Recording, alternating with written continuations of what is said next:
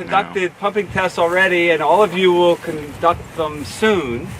And what we have everybody do is what I would call a short-term pumping test, or maybe a preliminary test. These tests are really good for getting an estimate of the aquifer properties in the general vicinity of a well.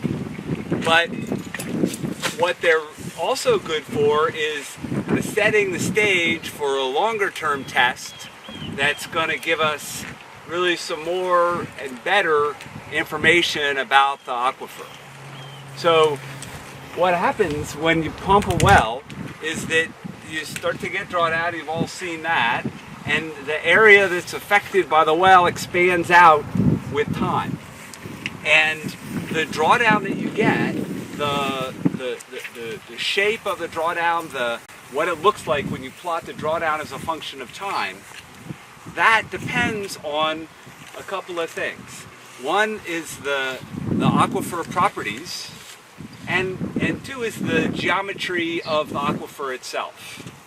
Okay, so when you pump an aquifer just a short time, in a lot of cases the aquifer is layer, and if the pressure doesn't really propagate out all that far, then the aquifer behaves, the geometry is as if the aquifer was of infinite extent. Okay, and the solution, or the way that the drawdown looks as a function of time, is that it goes and becomes a semi-log straight line. So when you've done those of you who've done the pumping tests have seen that behavior. That happens in a lot of cases if you don't pump for very long. Okay, an hour or less, it works out pretty well.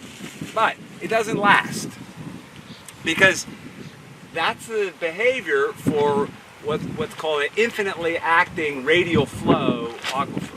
So it's an aquifer that is infinite extent, and the flow towards the well is radial. So, and after a short amount of time, a lot of aquifers do that, but once you pump for a while and the area that's affected expands out, nothing's going to be infinite, right? The aquifer is gonna have some kind of change. There'll be maybe a boundary, maybe the aquifer just ends, or maybe there's a change in the facies and the permeability changes enough so that it makes a difference, or maybe the aquifer is cut by a river, or maybe the aquifer, we've been saying that this aquifer is confined. The name of the test is that it's a confined aquifer, right? And those of you who sampled saw that there was like this fine-grained, silty clay. So that's kind of convenient, but it's not really confined. Confined is only kind of a convenient term for, for that works in kind of a short term. What we'll see is that, what we see in a lot of cases is that aquifers are, what confined means is that when you're pumping the aquifer, all of the water that is coming out of the well is released from storage due to the compressibility of the water and the compressibility of the aquifer. That there's no water flowing in to the aquifer from above or below. And in fact, in a lot of cases, that happens. It may not happen right away, but as we pump, we get water that is released from storage from some other mechanism. And a common mechanism is for the water table to drop, and you have water released from storage due to drainage of the pores. Okay? So there are a variety of factors that we're just not considering when we do this Jacob analysis for a short-term test, that semi-log straight line. That just assumes these fairly idealized conditions that ignore a variety of other effects. So what we do is extend the pumping test to longer times when these effects start to become important, and we measure the drawdown over this time, and then we analyze this longer record. We can do it just at one point and get a time series just from one point, or we can measure it at a variety of points, and that helps us get additional information about how the aquifer properties may vary spatially, or other effects like the location of a stream may influence things. Okay, so that's the long-term test, and that's what we want to conduct today. We're going to have the test, we're going to push it out for 48 hours, and then we'll have about a 12-hour recovery period. Okay, so we're going to stress the aquifer here a lot harder than what we did over just the 1-hour test that many of you conducted. So the plan is going to be to make these measurements, get the test set up, make the measurements and over the weekend, and get the data, and then we're going to do the analysis of those data. And one of the nice things about the short-term test and that semi-log straight line is that you can come up with an analysis just graphically using this worksheet that you folks have been using. For these longer-term tests with these other effects, you can't really do that. You need to use some other tools to do the analysis. And what we'll do is use a software package called Octasolve. Octasolve implements, a few dozen analytical solutions to well testing problems. The analytical solutions are mathematical equations that computers can solve very quickly. If the equations can be kind of complicated, so they're cumbersome to solve by hand, but computers can solve them very quickly. And so software like Octasolve has these different solutions programmed into it, and it is set up to basically match those solutions to data. So we'll use Octasolve to analyze the data. And what we'll be interested in is, one, just the basic properties, the transmissivity and storativity and the well efficiency, like what you've been doing so far. But we'll also want to see if there are effects of the pore drainage from an unconfined aquifer, and if there are effects of boundaries on the aquifer. So we're here in the bottoms. This is an alluvial aquifer, and I don't know, what kind of boundaries might you expect to have here? Seneca River. So the Seneca River over there, yup, that would be what kind of boundary? Specified head. So it would be, yeah, it would be a constant head or specified head, kinda. No. It would behave like that, but yep. So that would be one. I'll show you why I'm saying kinda in just a second. But yeah, that would be one. The Seneca River over there. What about other kinds of boundaries? There's that pump back there that pumps water into the lake. I don't know if that has That's a pump. That's pumping water out of the Seneca River. So that would control that. It's the head in the Seneca River that if it changes the head in the Seneca River, then that would be an effect. But that's probably not a boundary. But what about other kinds of boundaries? So there's a boundary. See the tree line? That's where the Seneca River is, and the aquifer is this sand and gravel layer underneath this. Well, are there other boundaries in other directions? What about like that direction?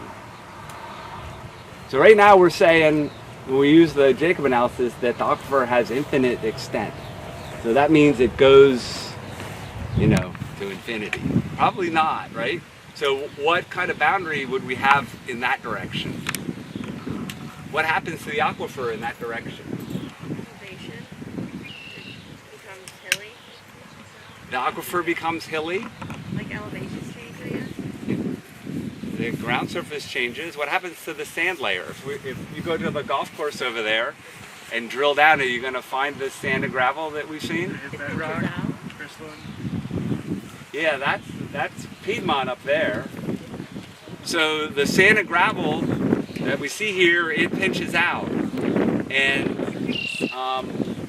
so if you go behind those trees, behind the light-colored trees, in the distance there, that tree line there is a ridge, and that's the Piedmont. It comes up, and it's pretty steep over there.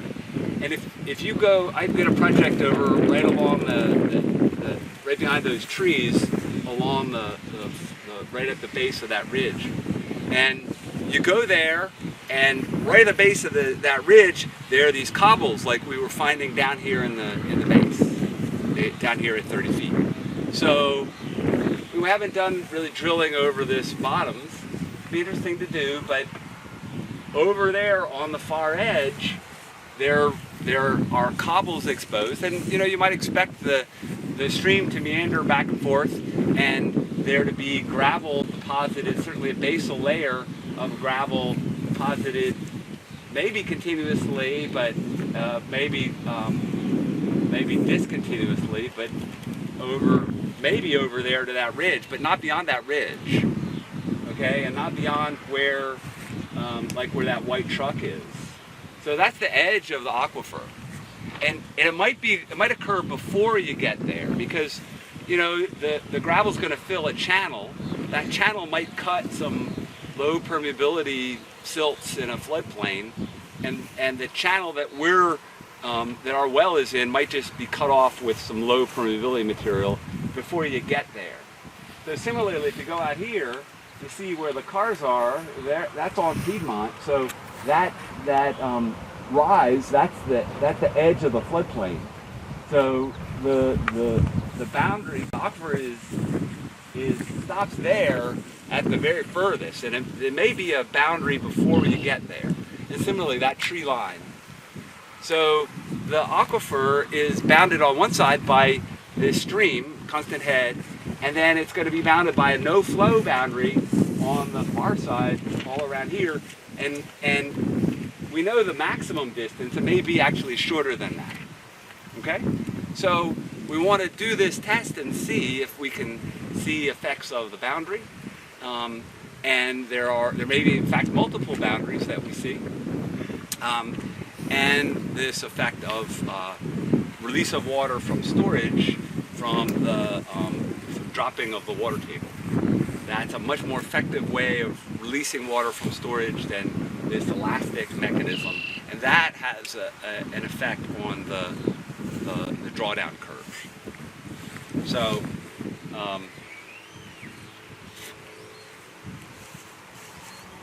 okay, so let me just draw just a kind of quick illustration of the kind of effects that we would expect to see. So if we plotted up the drawdown, Just a little bit. Something. I'm not sure if that'll quite do it. I'll get some music. or I could just hold on to it while I'm drawing. So here's drawdown as a function of the log time. So we've been plotting the data up on these axes, and what we do a short-term test and it goes like that.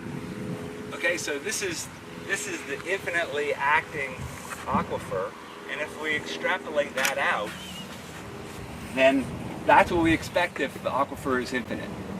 So these different effects that we expect to see, one of them is the effect of the unconfined aquifer and release of water from storage. So the way to think about that is that as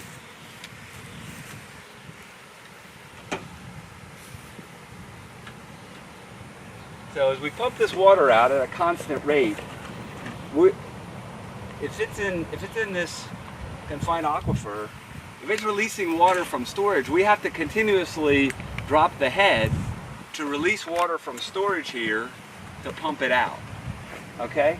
And if it's infinitely acting, the drawdown spreads out laterally, and the drawdown at any given place increases like this as a function of the log of time. But if we switch over and we can release water from storage from the unconfined aquifer, we get a lot more water per unit of drawdown. So we just don't have to have, the drawdown doesn't have to go as rapidly as if you're having an unconfined aquifer releasing water from storage than if it's confined, okay? So if the poor drainage from an unconfined aquifer starts to kick in, then the drawdown goes like that.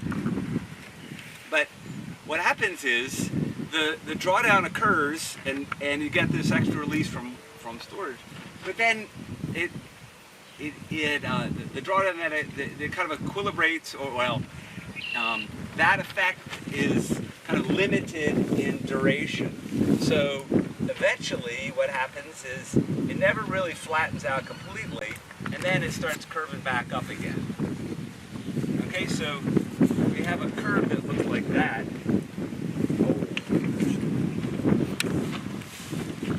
Grab the wrong marker. Did you guys? So hopefully you like this. Never gonna forget it now. Yeah, right. Okay, maybe We got a second board. you know some of that. Maybe some hand sanitizer. I wonder if hand sanitizer would take it off. It does. The drink? Yeah, that's funny. I suppose I think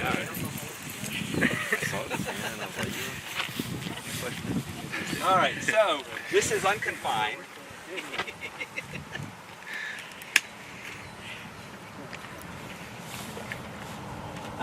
And then if we have a constant head boundary, then the drawdown will go propagate out. It hits the constant head boundary, and then instead of having to get water out of storage from dropping the pressure, you can just have water flowing out of the stream.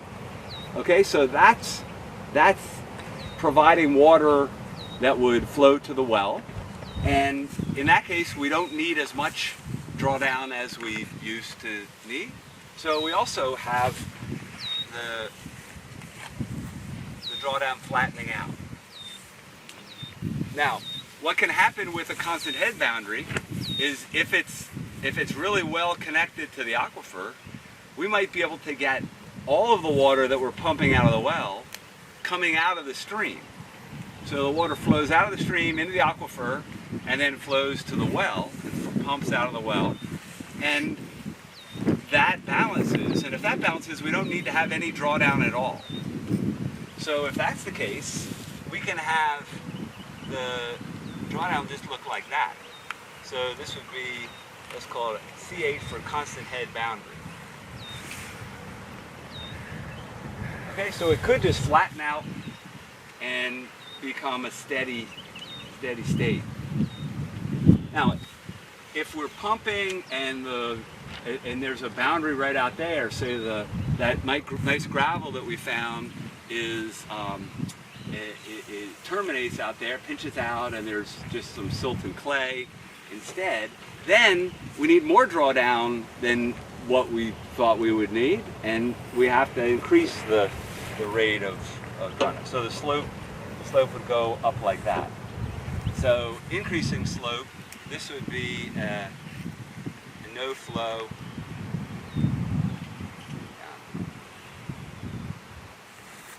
Okay, and it could be literally no flow or just a reduction in the hydraulic conductivity. Now, we think of streams or surface water as creating a no flow boundary, but here's what really happens. So if we've got a well that we're pumping, and this aquifer is at about 20 feet down, right? And the Seneca River is over there. So the Seneca River, I mean, how deep do you figure that is? I don't know, has anybody seen it? I mean, it's pretty wide. It's like from here to the van wide. How deep, say it's 50 feet wide, how deep do you figure it would be if it was 50 feet wide? 10 feet. 10, maybe. What surface water tends to be a really flat, thin layer of water. Okay? We'll go and work in a stream, 18 Mile Creek, that's about 50 feet wide, and it's about that deep. It's about 1 foot deep, so if you drew it in cross section, it would be 1 to 50. So that's like this. If you just drew a cross section, it's like that. It's not like this, you know. And I mean, maybe if it was dug out or something, or a channel or a canal, but generally surface water tends to be pretty shallow relative to its width. So the Seneca River over here, it's not going to look like that. You know, we might draw it in an idealized way like that, but it's not really going to look like that. It'll be more like this. Okay, so right here, that is held at constant head, but this is the aquifer. So, you know, as you get more drawdown,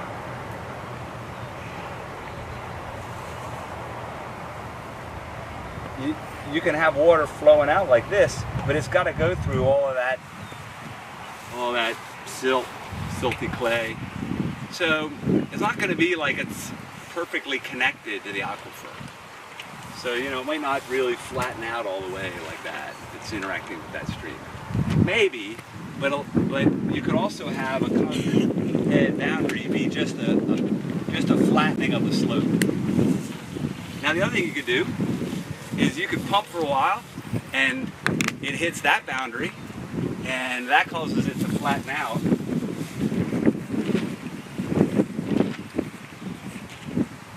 It causes that to flatten out, and then it hits that boundary and that causes it to steepen.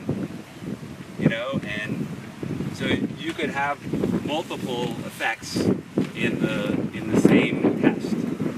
Okay, so what we want to do is conduct one of these tests and then try to do an evaluation of these various different effects and see what we think in terms of interpretation.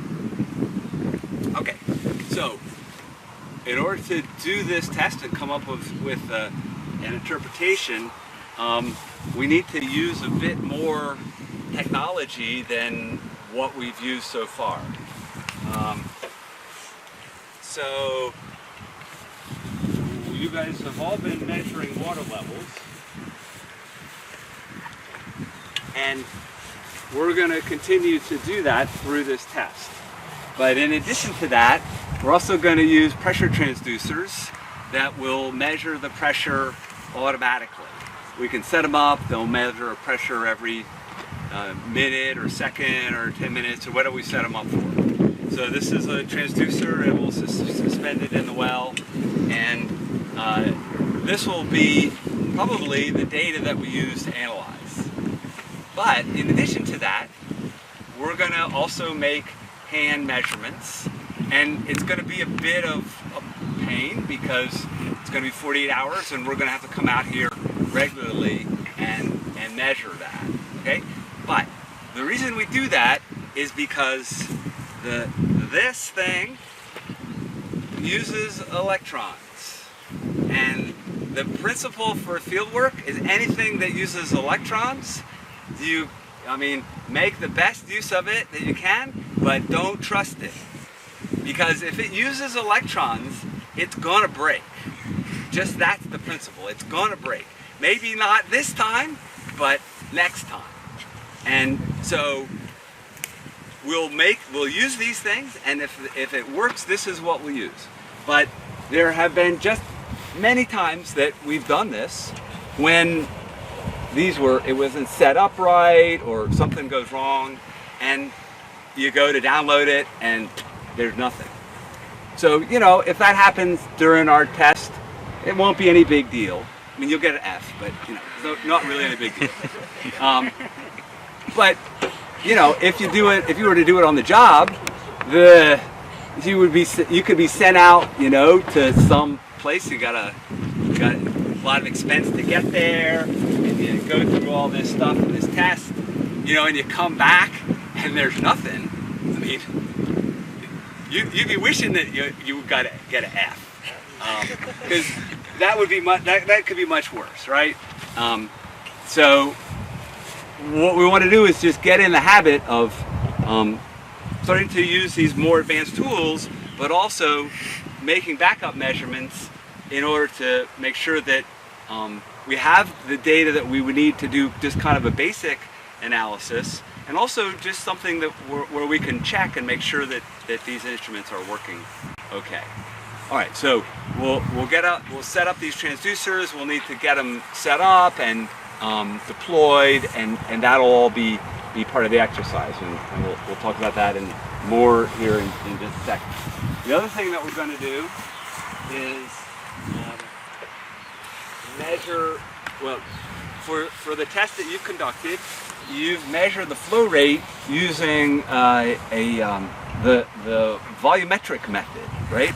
So you fill up a bucket and time it, and that's super effective, reliable. I mean, you repeat it a couple times, you got that measurement, right? Good. And we'll continue to do that. But for long-term, for all well tests, the response that you get, the drawdown response that you get, depends on the pumping rate. So we've been assuming with the analysis that we've been using that the pumping rate is constant. Okay? Well, you know, I mean, if you measure it, that's and maybe it is. That's good. A lot of times it's not, though. There are a variety of things that could cause it to vary.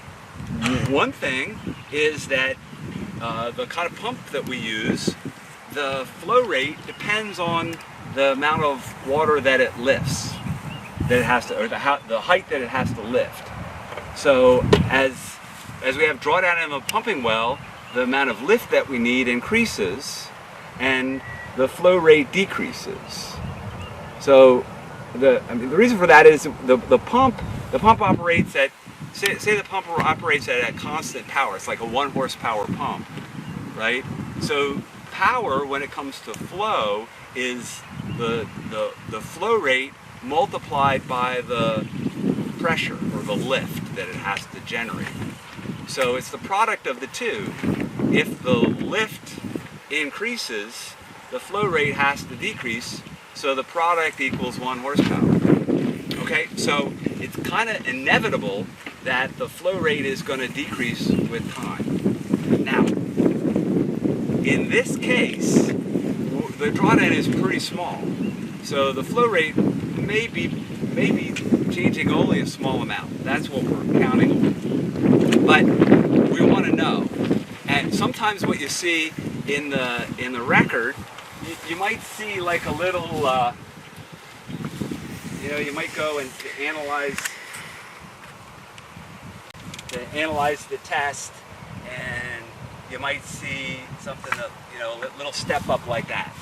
And you might say, oh, well, look, there it hits this no flow boundary, or hit this change in the facies. And geologists they really like to use their imagination for interpretations, and so you kind of envision this big channel system. And in fact, then you look at your pumping record, and the pump rate just increased by by gallon minute, and the increased drawdown that you get, it just corresponds to the increase in rate, and it doesn't have anything to do with the aquifer. It's just an effect of the change in the pumping rate. And who knows why it happens? Something happens with the pump to do that. So what we want to do for this test is get a better record of the flow rate with time. And this is a device that Scott developed this year. This is hot off of Scott's fabrication efforts, and this is a flow rate, or this is a flow meter that will log the volume of water that's been pumped as a function of time. So it's just like a regular flow totalizer, but it has the memory on it, and it'll log it with time. Okay, so we'll utilize this, and Austin will show you in more detail about how to get this set up. Okay, so what we want to do today is get this test set up and run it. Now, actually, so could you hand out there's some sheets there. So on Canvas there's an exercise that has some instructions and has some background information on long-term tests, and yeah, so I think I've only made one for like every other person that's here, so we need to share. So you can check out this same information is on the website. So one of the things that we need to do is get the transducers deployed, but if we were going to do this, so Austin, is there a transducer that's been put out already? No, there's not. Okay. So if we were to do this on the job, we would put a transducer out, maybe a week ahead of time, because we want to see what the water level is doing without pumping, because the water level may be decreasing or increasing just naturally. And so we wouldn't want to say that that was an effect of the well test when it was just occurring naturally. Water levels rise and fall throughout the year. So we generally would deploy these transducers in advance and then let them run a bit longer in order to get this background trend, which we would then correct. So we won't do that, but because actually probably the correction would be small here.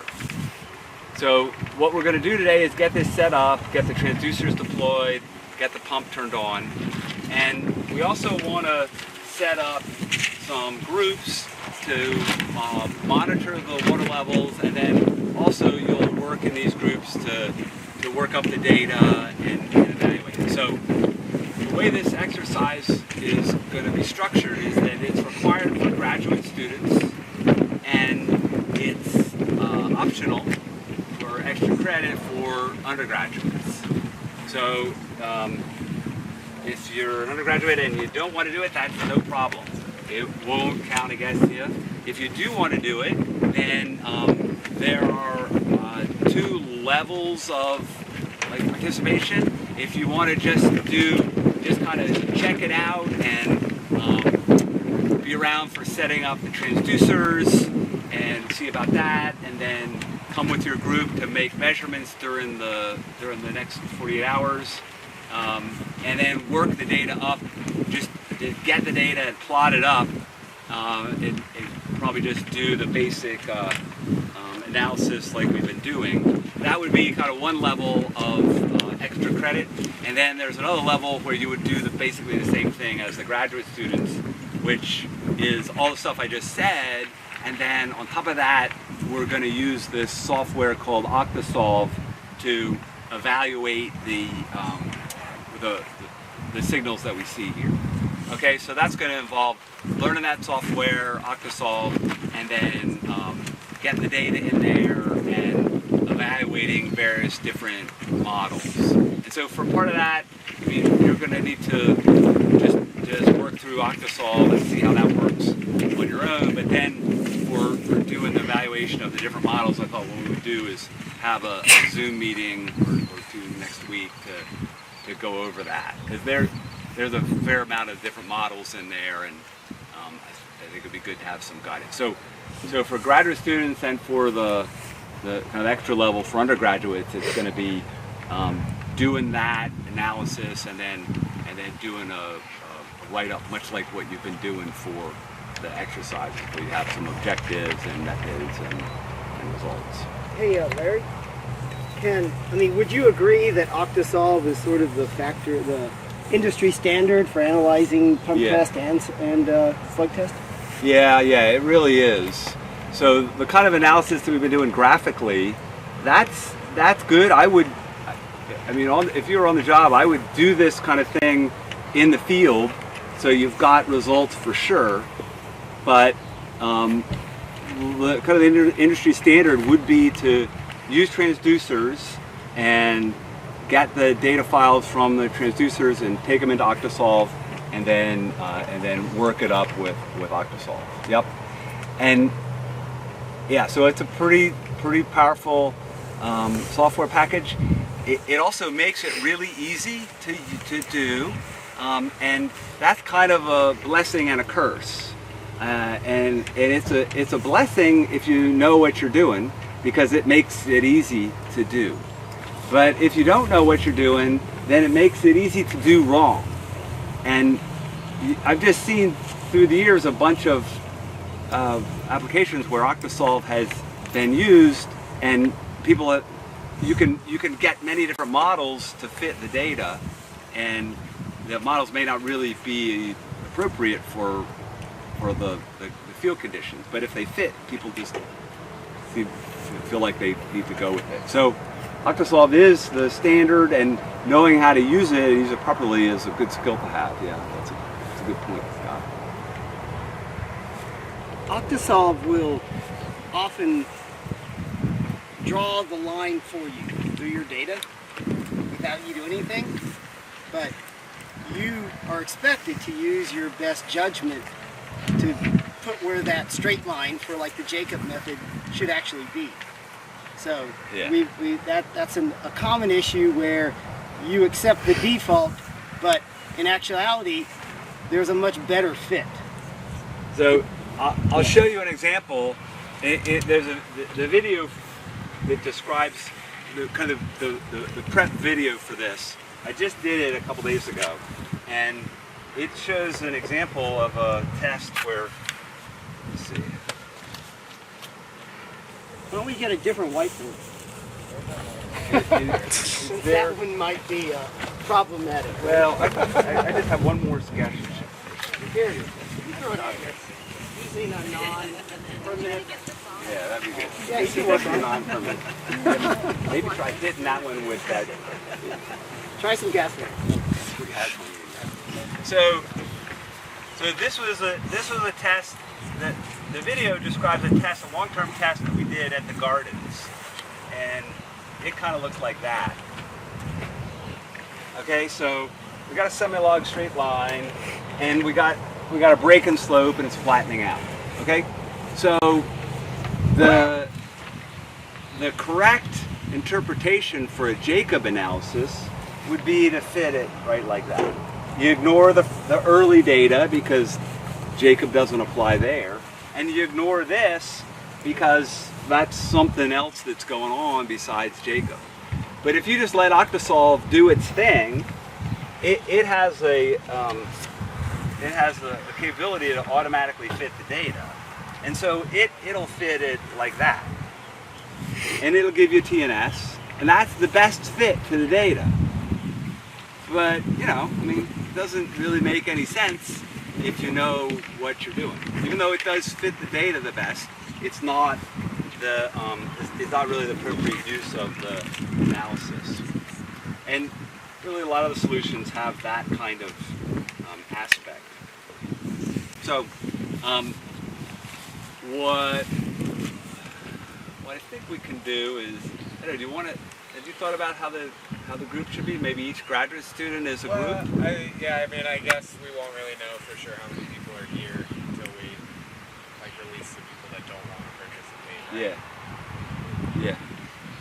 So I think that what we should do now is start working on getting the transducers set up and I got running. most of them set on the computer already. They just need to be set in the lab. Okay, but I think what would be good is to go through the process. Sure. So what I'd like to do is have everybody see how to set up a transducer. And it's, Yeah, I mean, we're limited to the size of my computer screen, but Yeah. you know, at least 4 or 5 people can crowd around. You know, Okay. just set each one again. I would not want to do that, just because he's using what we're talking about is these are a company called Onset is making these transducers, and you put them in the hole and they read what's going on, but you don't know until you pull them out and plug them back into your computer. So there's a free software called HoboWare, which is what he's basically, you set it up and there's one main parameter, which is how long do I collect a reading? Okay, 10 seconds, 10 minutes, an hour, and then I just say activate it. And you also, it'll read the probe, and Onset makes a bunch of different probes, but it'll read it and it'll say this one measures water pressure / water level, because those are actually one and the same. And you can apply a quick little mathematical equation to do that. And so he's just setting them up and saying, we're going to collect data, turn it on. Is that correct? Yep. Okay. And I set the interval, right? Yeah. So, it has a So certain number. that's something you could figure out on yourself. But what's more interesting is the different transducers that are available and how you might deploy them. So you want to come on to the stage here and talk your way through that. What? And you have my, I gave you the cords, right? Yeah. What cord? I didn't give them to you? String? I took some string from They're over here. rope. I took some rope from Garden's trailer too. okay, so one aspect of you see there on the instructions is, well actually, so are you done or are you just, Yeah, you can go on. okay, so one aspect of the instructions, we got to get the transducers deployed, but we also have to figure out where the water is going to go. Okay, we're gonna be pumping at what is it, like 10 gallons a minute, right? It starts out about 15, to be honest. About 15 gallons a minute. We're gonna pump for 48 hours. That's one day is 1440 minutes, so like 2,800. So it's like 28,000 gallons of water we're gonna pump out. So we got to put it in a place that is okay. And it's actually not all that much water, but we have some sensitive neighbors, as many of you I think are aware. So they're pretty sensitive about, I mean, you'd think that they would like their plants to get watered, but maybe not with groundwater, I don't know. But at any rate, they're sensitive, and we need to put the water someplace that's acceptable. So what's the plan? We're going to put it in, okay, so we're going to put it in that sewer. We're going into the wastewater treatment plant, and we have approval to do that. So Yeah, so that's good. And I guess there are two issues here. One is you need to have a safe place to put it. Some of you folks will be doing this on contaminated sites where it's contaminated water, and then it's a big deal. Then you have to containerize it and pay probably to dispose of it. We could run it, well, so it needs to go someplace safe. It also needs to go someplace that isn't going to affect your test, right? If we just ran it on the ground and it's going on for 48 hours, it's gonna, I mean, the water table is only this deep. If you just ran it on the ground, it's gonna flow down and recharge the water table. So you would see an effect of, you see the water table rising as a result of this recharge flow. So if you're gonna put it out on the ground, many of you saw, well, when we did the short-term test, we ran it down there, or in the gardens, we ran it down the hill. it would, if it's going to run it out on the ground, it needs to be run a long distance away just to not interfere with the test. And then in our case, we have to run it in here to not interfere with the neighbors. So, but they're really those two aspects. So, yeah, I guess when you come here to make the measurements, you also will want to check the flow rate and check and make sure this is still. I mean, are we going to want them to pull this out to check the flow rate, or just maybe not? Yes, we do. We do? We want them to check the flow rate. So this They're is gonna going to come be here. secured in a way that can be pulled out and put back in. There's way a that- manhole cover. It's going to be unscrewed. You shift the manhole cover, which is it's going to be kind of sitting there, pinching the hose. Pull it out. Do your bucket test. Be done. You know. And as we know, the bucket test should be done at least twice, just to make sure you can do it right. If those numbers are different, then you do it again until you find two that are consistent. At 15 gallons a minute, Yeah, it it would fills be up good if it really was a quick. bigger bucket. But that's a pretty fast test. But yeah, we'll still. But they all have practice doing it, right? So they're good. Good. Okay, so I guess we need to form some groups, and we need to know among the undergrads who wants to stay and do this and who doesn't want to stay. Yeah, we'll do that by, if you're not interested in this, you can get up and leave right now. Well, like, could you kind of be like a fly on the wall and just kind of watch it? Sure. Absolutely. That's encouraged. Yeah, for we'll sure. put a gold star on your, you know. Yeah, if you just want to fly, I mean, if you just want to get the data and plot it up, then that would be like the first level of extra credit. Or if you just He's want to not hang saying out he and wants check to it out, Yeah, I kind of don't just even want want to to plot hang something out, out. then you can do that too, of course. So, what happens, like, if you're doing this public there's a big rain? Thanks, Scott. Take care, man. On Monday or whatever. Yeah, I mean, right here, Whatever, dude. the water table is really low. Whatever you could. So we're gonna go to He would have Yeah, you would. he would not argue. Big effect on the So you Big Daddy O.A. I don't know what the Well, definitely alcohol. yeah, it depends. Usually, yeah. Not really. Did we gonna- stop this? Not really going to be. Do we want to stop this now? usable. Are we done with the Zoom recording aspect Yes. of it? Oh, okay.